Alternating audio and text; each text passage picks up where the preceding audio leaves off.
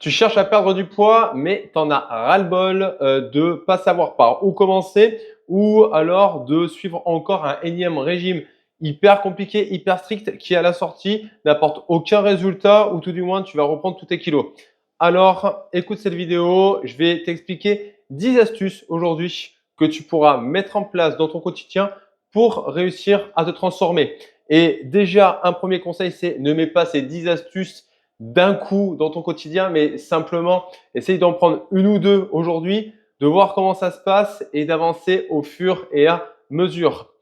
Pour celles qui ne me connaissent pas, bienvenue sur le podcast Arrête d'enfiler des perles. Je m'appelle Jérôme, je suis coach spécialisé dans la transformation physique pour les femmes. Et aujourd'hui, je vais te donner du coup ces 10 astuces que je me sers moi au quotidien, moi-même pour ma propre perte de poids parce que j'ai perdu moi-même plus de 30 kilos et ça en un an. Mais aussi, c'est des conseils que je vais donner naturellement aux femmes que j'accompagne. Donc, la première astuce, il va falloir comprendre une chose, c'est que on va parler d'alimentation. On va pas se le cacher les filles, ok? Oui, l'alimentation est une base pour pouvoir se transformer. Et une de ces bases de l'alimentation, c'est de favoriser des aliments qui sont bruts et peu transformés.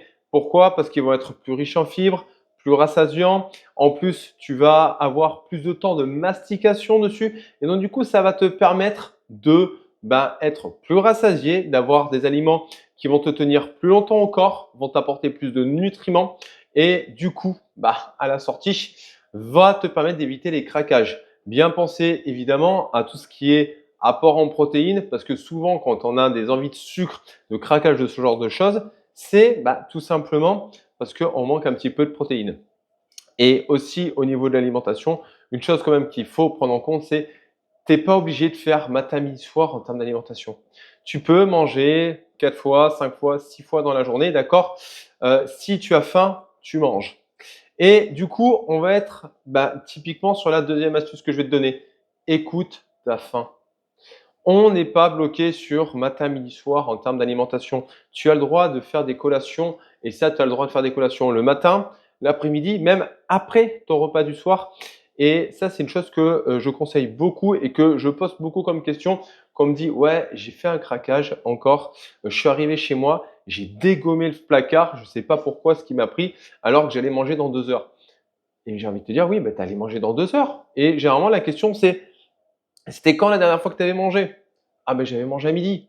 Bah oui, tu as mangé à midi, il est 17 heures, tu pètes la dalle, tu te dis, va falloir que j'attende 19 heures.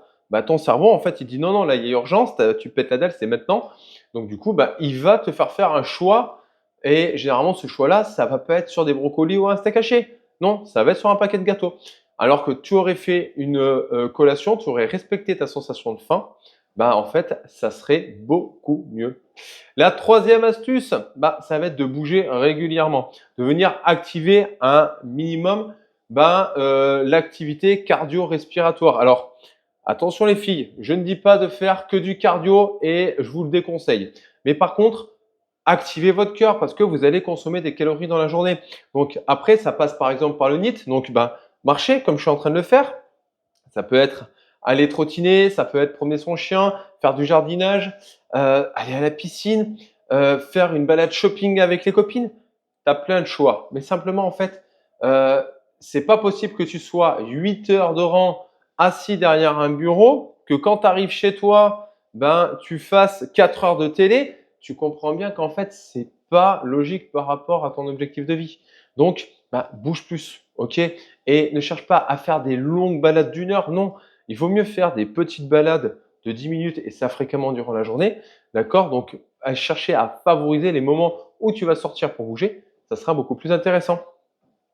La quatrième, et alors celle-là, elle peut être intéressante, mais comme je te disais, pas forcément pluggable pour tout le monde. Ça va être de manger un peu plus tôt le soir.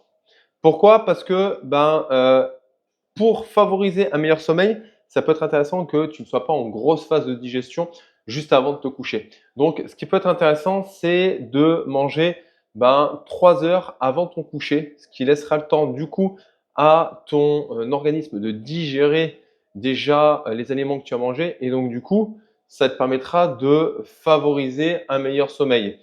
Et petite astuce, et ça j'aime bien faire ce disclaimer toujours, c'est attention les filles. manger des glucides le soir, ce n'est pas interdit et je vous conseille même de manger des glucides le soir parce que ça va favoriser la production de mélatonine et donc du coup, ça va aider à l'endormissement. Donc, les glucides le soir sont utiles et j'ai envie de te dire, c'est pas parce que tu vas dormir que tu ne consommes pas d'énergie. Même en dormant, tu consommes de l'énergie. Donc, favorise les glucides le soir, s'il te plaît. Mange aussi des glucides, c'est important. Et du coup, on arrive à la cinquième. La cinquième, c'est la plus sous-cotée et pourtant, c'en est une qui est hyper importante. Celle-là, j'en reviens à Nassim Saïli et je lui tire mon chapeau là-dessus parce qu'il a tout à fait raison là-dessus. Le sommeil est l'arme la plus sous-cotée pour pouvoir te transformer. Le sommeil, c'est vraiment un truc de malade. Pourquoi? Parce qu'il va te permettre de récupérer, il va te permettre de réguler tes hormones, il va te permettre de réguler tes émotions. Donc, il est vraiment un couteau suisse dans ton corps. Et ne pas respecter son sommeil, j'ai envie de te dire, c'est ne pas se respecter du tout. Donc, j'ai envie de te dire, favorise ton sommeil. Ok?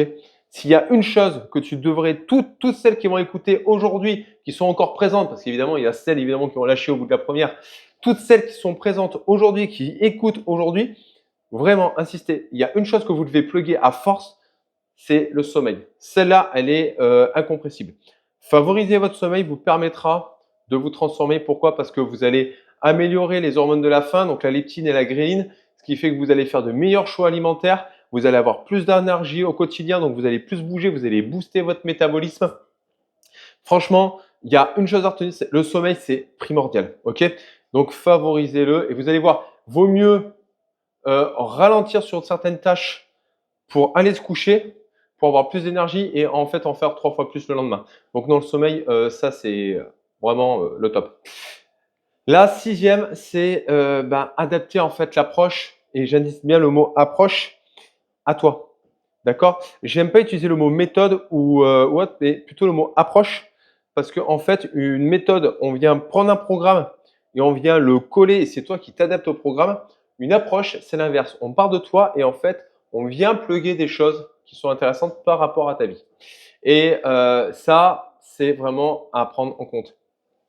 Ce que tu dois mettre en place, tout simplement, il faut que ça soit adapté à ta vie. Donc, j'ai envie de te dire, ne te lance pas dans un régime super drastique, super strict, alors que tu sais que de toute façon, ton kiff dans la vie, à un moment donné, c'est de sortir et voir des copains. Non, essaye de trouver quelque chose de plus adaptatif qui te permettront aussi de sortir et d'être OK et peut-être faire des choix plus conscients et plus intéressants quand tu es en sortie.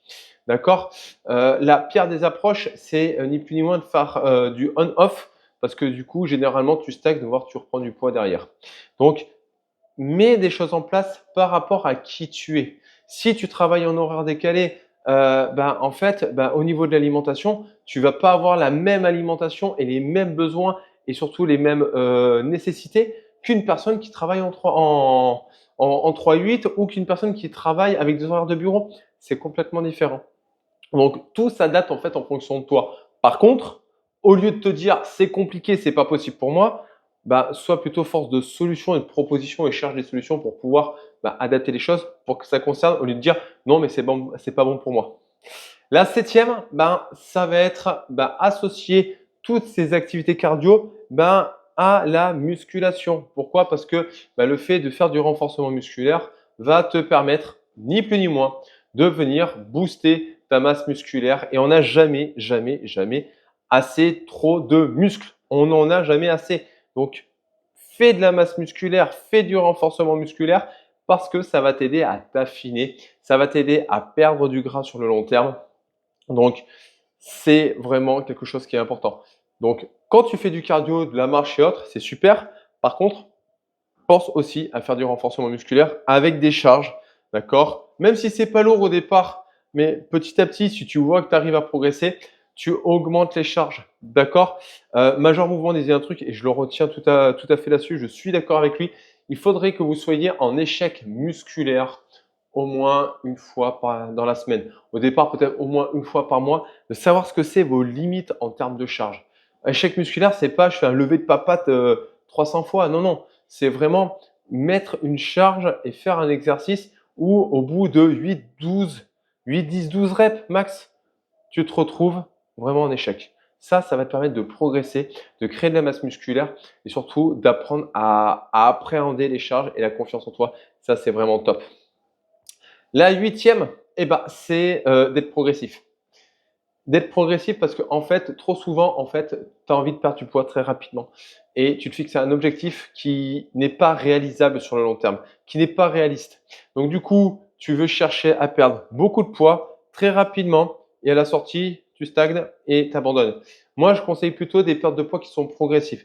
Vaut mieux quelqu'un qui perde 300 grammes chaque semaine régulièrement plutôt que quelqu'un qui cherche à faire quelque chose de trop restrictif, qui perd 3-4 kilos en 2 semaines et qui, à la sortie, va tout reprendre. Ok. Pour être en bonne santé et éviter les yo-yo, moi, ce que je conseille, généralement, c'est d'être environ entre 0,5 et 1% de ton poids de corps. Ok. Donc, si tu fais, tu vois, par exemple, 80 kilos, si déjà par semaine, tu perds entre 400 et 800 grammes, en fait, c'est bien. En fait, c'est bien, c'est progressif, ça va. Si tu fais 80 kilos et que tu perds déjà 2 kilos très rapidement et beaucoup et assez régulièrement, ça sera plutôt de la masse musculaire que tu perdras et ça sera contre-productif sur le long terme. La neuvième, c'est s'hydrater. S'hydrater, pourquoi? Parce qu'à un moment donné, en fait, on ne boit pas assez. Et l'eau, c'est la vie, j'ai envie de te dire. Elle va t'aider à récupérer. Elle va aussi pouvoir t'aider pour de la digestion. C'est un booster naturel. On a besoin de s'hydrater. Et j'ai envie de te dire, dans la région où on est, à Clermont, c'est pas ce qui manque. Donc, du coup, pense à boire. Pense à boire, c'est pas possible de ne pas boire de la journée. Hein. Donc, au moins 1 litre, 2 litres, ça serait bien quand même pour, à un moment donné, te sentir bien. Et alors, par moment, faut le savoir, tu ne bois pas assez et tu as faim. Enfin, tu as l'impression d'avoir faim parce qu'en fait, tout simplement, tu as soif et que tu es complètement déconnecté de tes sensations de faim et de soif. Donc, pense à boire, c'est important, vraiment. Et la dixième, c'est de ne pas compenser les écarts, de ne pas rentrer dans ce système de foutu pour foutu. Tu as le droit de vivre à un moment donné. D'accord? Sur ta tombe, ça ne sera pas marqué, elle faisait 60 kilos. Donc, elle te prend pas la tête. En fait, ça t'arrive de faire une truffade, et tu manges ta truffade et tu reprends ta vie en fait comme si de rien n'était. D'accord? En fait, il faut dire une chose, c'est que le fait de vouloir compenser, ça vient détruire ton équilibre alimentaire. Pourquoi? Parce que tu viens faire un gros excès d'un côté et derrière, tu viens faire une grosse restriction de l'autre. Et en fait, du coup, au lieu de laisser simplement ton corps réguler les choses par lui-même, ce qu'il sait très bien faire, tu te retrouves à tirer d'un côté, à tirer de l'autre, à tirer d'un côté, à tirer de l'autre, et à la sortie, ça explose. Laisse ton corps se réguler par lui-même. D'accord? Il sait très bien faire, ne te prends pas la tête. Donc, tu as fait un écart, ok? Chouette, essaye de comprendre si cet écart, il était voulu ou si c'était un écart qui n'était pas forcément voulu. Essaye de comprendre les causes pour que tu puisses mieux gérer la prochaine fois. Et simplement, en fait, tu reprends ta vie au quotidien. D'accord? Tu reprends conscience de ces sensations alimentaires et tu vas voir, tout va bien se passer. Tu vas faire un tout petit peu de rétention d'eau au départ, ça va redescendre derrière. Les choses vont revenir dans l'ordre et en avant marche. Et en fait, tu n'auras pas fait 4 pas en arrière parce que en fait, tu as mangé une trifade. Non. Tu auras fait 4 pas en arrière si tu essayes de compenser cette trifade derrière. Juste, vis ta vie, tu vas voir, ça va le faire. Donc voilà, tu vois, clairement, perdre du poids, en fait, c'est pas quelque chose de compliqué en soi, c'est juste question en fait, de patience et de bon sens. Et surtout, d'enlever un petit peu les côtés émotionnels de temps en temps. C'est pour ça que être accompagné par un spécialiste, ça peut aider. Ok. Mais au-delà de ça, en fait, dis-toi une chose, pour se transformer, c'est l'alimentation, l'activité physique et la patience. D'accord? Tu rajoutes ça avec une bonne dose de sommeil et franchement, tu es au top. Si par contre, tu galères et que tu as besoin de cadre, tu as besoin de mettre des choses en place, écoute, moi, je propose un challenge de 21 jours où tu vas retrouver ces 10 astuces, où tu vas avoir mes conseils et la méthode et l'approche que moi, j'utilise avec les femmes que j'accompagne. Ok, si tu es intéressé, tu as juste à cliquer sur le premier lien en description. C'est 100% gratuit, d'accord? Ça t'engage à rien du tout. C'est simplement pour pouvoir te donner des bases qui te permettront de réussir. Donc, si tu es intéressé, tu cliques sur le premier lien en description et rappelez-vous d'une chose, les filles, c'est super important. Arrêtez d'enfiler des perles.